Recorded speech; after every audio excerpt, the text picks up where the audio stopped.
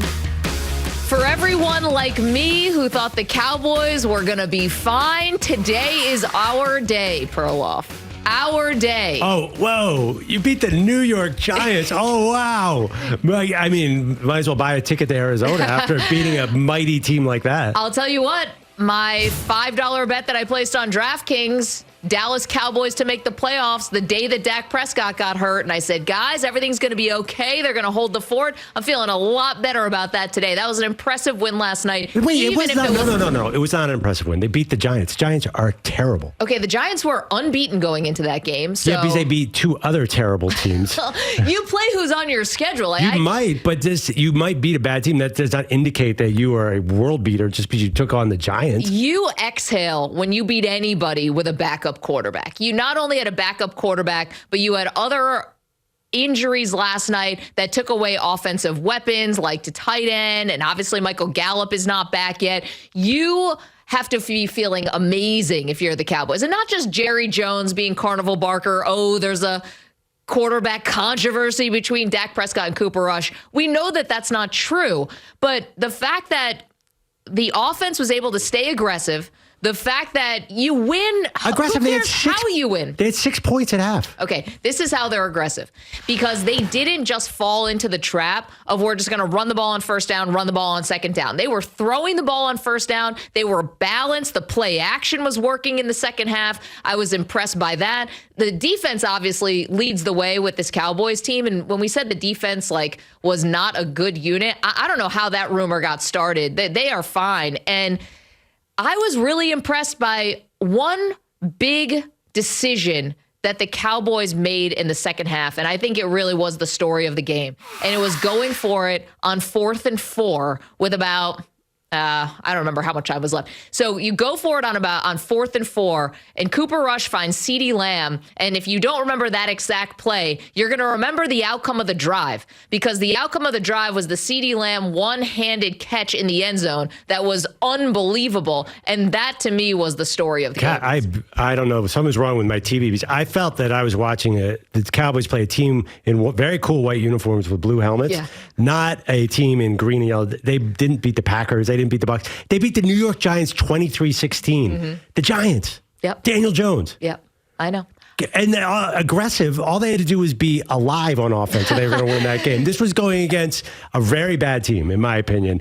And yes, they won, but we both said they were going to win yesterday. It wasn't a shocking upset. It was a pick'em game, though. I mean, that could have gone either way. It could have gone either way, but... And at one point, the Cowboys are down 13-6, and you got 75,000 fans in New York who are on their feet cheering like there's no tomorrow. Like you think it's Eli Manning out there throwing to Amani Toomer. For what are you talking about? For which team? There was as many Cowboys cheers as there were Giants cheers last night. And when they took the 13-6 lead, the Giants fans were feeling it. They were about to go to 3-0 with a new head coach. Like even Daniel Jones wouldn't have been able to mute any of their happiness. Our buddy Connor Hughes on Twitter said there are Cowboys chants going throughout the stadium all night long. Did you guys hear that too? Welcome to the Cowboys fans travel. And they're just everywhere. Also, the Giants stadium sounded dead the first quarter. Yeah, there were moments later, but it does not seem like a home field advantage. Seems kind of dead there. Well, I mean, I don't know if the broadcast was picking it up as much as it probably sounded loud, just like we had on Amazon on Thursday night. I'm not sure if it was coming through, but that's the first thing that that the Giants fans have had to cheer about in like 5 years. I mean, give them a second. It ended up being bad for them, obviously. They lose the game. You get the picture of the guy in the face paint looking sad, which is just always eternally funny, no matter whose fan base it is, when someone has gone to the trouble of painting their whole face and then... Poor guy. I know, and then their tears are there. He looked like a member of the Blue Man Group. He'll be fine. I'm worried about you because I know so many Cowboys fans who've gone down this path, and you're becoming a Cowboys fan because of your prediction, rightfully so. It probably will work out. It's a great prediction. But you get filled with hope, and you're going to get crushed. Because that's what Dak Prescott's coming back, because Michael Gallup's coming back, because they're getting the offensive line, by the way, gelling together. Week 3, gelling, looking against the good. New York Giants. Listen, against anybody. Anybody. It's the National Football League. You can't just expect that another team's going to roll over. Okay, they got the Washington Commanders next. Hey. That could be a win. They could go to 3-1. Then, I don't care if Dak Prescott or Cooper Rush, you think that offensive line is going to look good against the Rams and the Eagles in this following 2 weeks? Nobody looks good against the Rams and the Eagles defense. That's your argument that nobody looks good? Yes, they gelled against the Giants. What do the Giants have on defense? The Giants are down to guys I've never heard of all over the field. That's not new for the Giants, by the way. Yeah, I know they have Saquon Barkley. I feel like he's an incredible distraction from what's happened to the rest of this roster. Well, because that's a feel-good story. Even if you were not someone who thought that the Giants should have used the number 2 overall pick on Saquon Barkley, you can feel good about the fact that he's putting together a comeback season. He's in a contract year. Like, that's a feel-good story. No, I mean, do the Giants have some dogs on defense? I'll tell you what, I didn't think Kayvon Thibodeau looked all that awesome last night, and I was expecting some big things from him. It's not like they're paying Adoree Jackson nothing. I mean, he's one of their bigger corners. He's basically the only corner that they're paying anything to. You get where I'm coming from. Can you? I understand your excitement. Well, I'm excited because Giants. I'm right. You're right. You're right. Oh, so you think this is done? They're headed to the playoffs? Well, can I add another part of it? Yes, yeah. And yes, I do think they're headed to the playoffs. And if you agree with me or disagree, 855-212-4CBS, you're welcome to weigh in. And we'd love to hear from the Cowboys fans out there if they're buying it and believing this moment. But I'm also looking at the rest of the NFC, and I know we talked about this a lot. This is not me ragging on the NFC, but I'm just saying that there were teams that we kind of thought, and again, it's still really early, but some teams that we thought that were going to be a little bit more, I want to say like spry or something. Like, we thought the Washington Commanders could actually be a team that could be a playoff team. You and I talked about this. Maybe. Don't forget. Maybe, but okay, so why? Yeah. We thought the Saints would probably look a little better than they've looked. We're not sure if that's a good team. We thought maybe Carolina would look a little bit better than they've looked. We're not sure if they're a good team. And to be honest, like, what happened with San Francisco losing to the Bears? What's going on with Jimmy G there? The Arizona Cardinals right now don't look like they're any great shake. Like, there's other teams in the NFC that we thought would be there. Maybe not winning the NFC East, Perloff. That's going to go to your Philadelphia Eagles, I'm sure. But as a playoff team for the Cowboys, why not? The other teams in the NFC are not like putting together this really great film. We shall see. We shall see. Yeah, no, you're almost swaying me, but that they get in the sloppy wild card picture. Yeah. Maybe 9-8 gets you in, but there's no guarantee that you don't have to get to 10 wins. And this is not going to be as easy as you're making it sound for the Cowboys, just because they beat the Giants. Can I also add one more point onto my point? Yeah. To my mountain of points here that back up the Dallas Cowboys. Which, okay. Yes. One more to add to the mountain, which is Jerry Jones said yesterday that Dak Prescott could be back in a week or two. Okay, so that could be just Jerry bravado, or maybe that's a legit update. We have no idea. But at least now, whether Prescott needs an extra week or whether he ever re-injures the thumb, at least you know you have a quarterback. He's not Dak Prescott. I'm not calling it. He's a capable backup. That's what you are hoping for in a backup quarterback. Ask Case, your friend, Andy Dalton, what do you want? A quarterback who can come in and win you a game if you need it, or maybe two. Just hold the fort. A Colt McCoy. And a Cooper Rush has shown in the last 2 games, actually the 3 that he started, if you want to go back to Minnesota last year, that at least he can be that guy. Yeah, okay. Cooper Rush is fine. Let's talk about some of the downsides. Were you watching when Cooper Rush threw that dime to CeeDee Lamb and it went right through his hands? Yeah, that was a bummer. But did CeeDee Lamb make up for it in the second half with a one-handed catch? Do you still feel totally comfortable with him as the number 1 receiver? Do you feel do you like the fact that Noah Brown's your top receiver? No, but Michael Gallup coming back, I think. And is Michael Gallup even that good? And did you notice that Ezekiel Elliott looked like a ghost of Ezekiel Elliott? Okay, Micah Parsons, I'll admit, that's a factor. That is the only player on this team. And apparently he was, we talked about how he missed practice because he had a cold. Yeah, so. Not even 100%. Micah and DeMarcus Lawrence just kills the Giants at all times. I got to tell you, after that, I'm not nearly as scared of all these players that you're anointing right now. Wow. What do you mean, wow? Noah Brown, I never even heard of him until this year. CeeDee Lamb, I've watched that guy drop more balls in 3 years than any receiver in the NFL. Wow. And then he was a huge problem after week 1. Yeah, well, he led as a rookie. I think he led the league in drops. I know, but I think Amari Cooper did when he was a rookie too. I mean, he's a drop machine. But okay, but the fact that, does he not get any credit for, the drop, which probably would have been a touchdown, but does he get credit for redeeming himself? If he does this against the Rams in week 5 and he plays like a number 1 receiver. Jalen Ramsey's going to be on him. It's going to be a lot different. All right. Okay. Give me forget it. You know what? You're right. They beat the Giants. The Cowboys should just plan to go to the Super Bowl because this is a juggernaut they beat right here. Come on. It's a New York Giants. Coming into last night, we were both talking about this game. We're like, the Cowboys will probably win because the Giants don't seem like a 3-0 team. Yeah, they did not seem like a 3-0 team. And obviously the Cowboys have owned this rivalry over the last several years. But I think that, listen, you go in with like the team that you had last night if you're the Cowboys, and like there's not a given there. So the fact that you would be down late in the third quarter and you come back and win on the road Monday Night Football, like I'm okay handing out some, some medals for that and some achievement awards for that, because I think it's impressive no matter who you're playing against. I just disagree with you on how indicative it is of the rest of the season. Now, again, but you also didn't think it was impressive last night because it's I didn't think it was impressive. It's 6-3. I was watching. I didn't tweet it, but I was thinking, oh my gosh, if these teams play like this, the Eagles are going to go on easily 6-0 in this division. Easily. I mean, you might do that anyway. In fact, the Eagles are a better team. You could combine the two teams, make an all-star team out of the Giants and the Cowboys. And I think I got this off on Twitter. It said throw in Washington as well. And the Eagles would destroy that team right now. Yeah. Now, listen. Who plays quarterback for that team? Who, the Eagles? No, for the combined Giants, Cowboys, Commanders. Who actually plays quarterback for that team? I think you go Cooper Rush. It might be Cooper Rush. Poor Daniel Jones, though. Daniel Jones throws so many passes that bad things happen. No, good passes that bad things happen because of this ridiculous squad around him. Yeah. Anyway. Although it's hard for me to say poor Daniel Jones. It was a guy who was overdrafted to begin with. He should have never been the 6th overall pick. And quite frankly, it could be the team around him. The line, I thought, blocked for him fine last night. And you have Saquon Barkley. Wait. You thought the line... Andrew Thomas is the highest rated left tackle by all metrics. I think the Cowboys had set a record, the season high for pressures last night. He was under pressure the whole time. Yeah, I mean, I thought in moments in the fourth quarter, I thought that he had enough time. When you give him a pocket, he throws a nice pass. But obviously, Daniel Jones is going nowhere there. The thing about the Cowboys, I need to see them all together and playing at their best, and I need to see them against the Eagles. Now, they've owned the Eagles as well. They've destroyed the Eagles twice last season.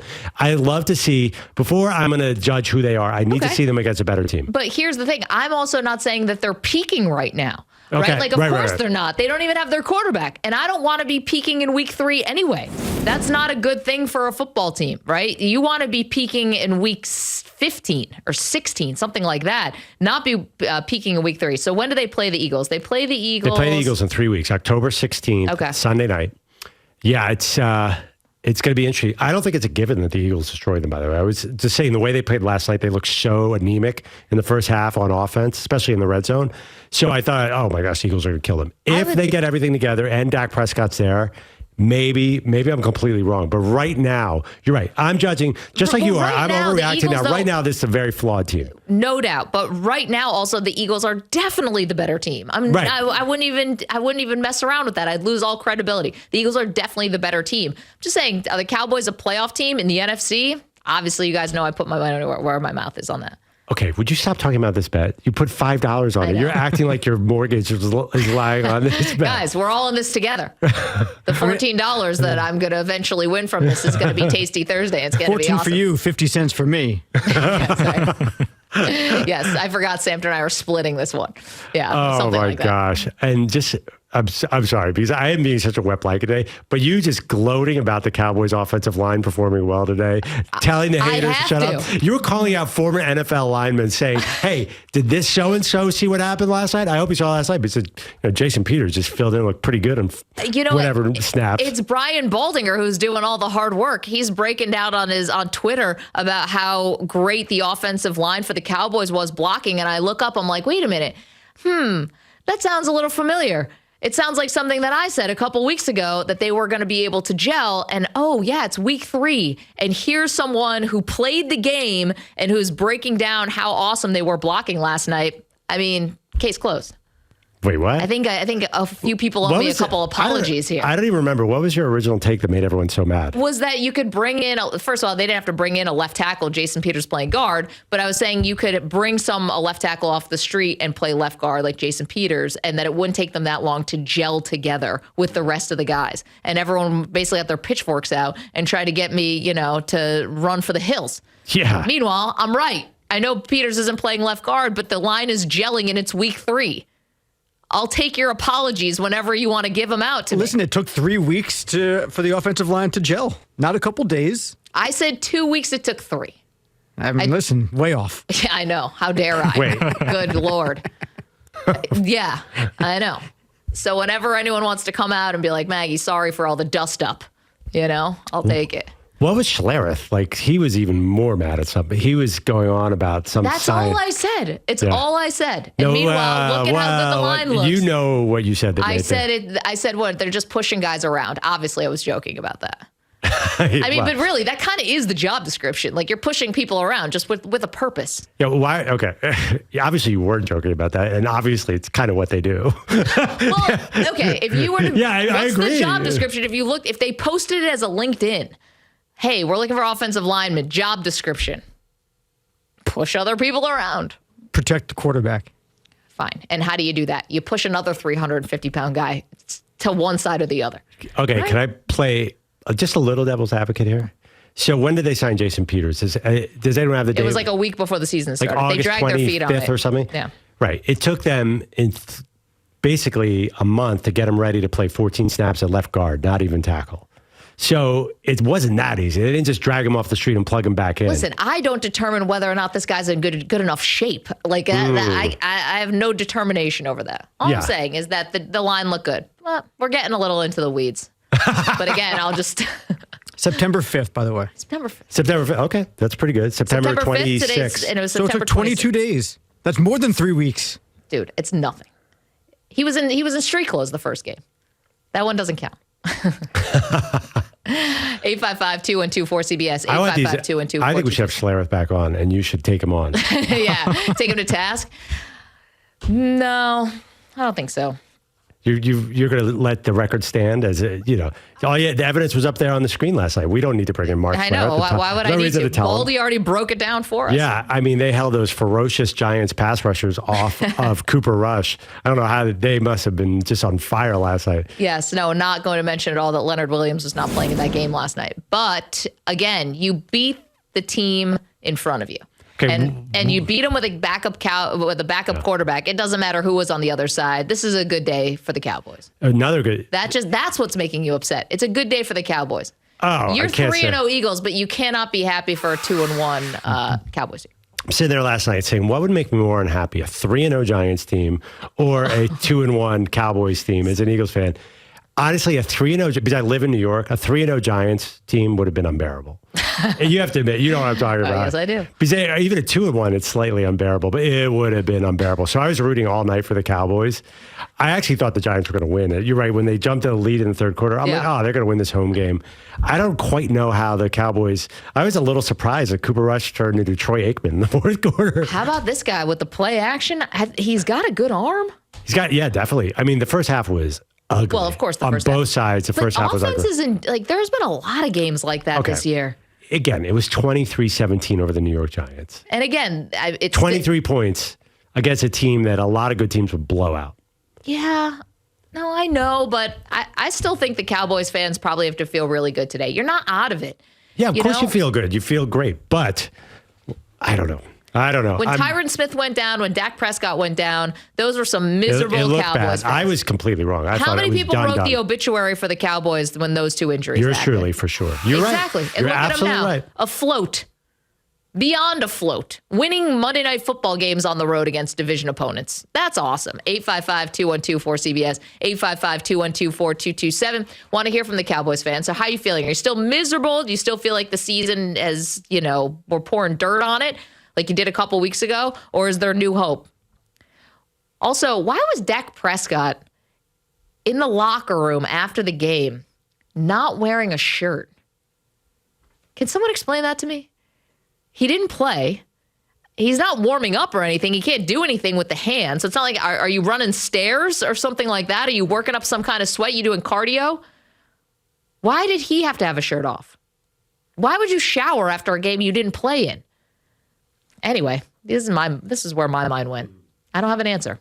Thank you for watching our video. Please like, comment, and subscribe. And if you want to see more videos like this, just hit the bell. Yeah, ring the bell. Just hit the bell.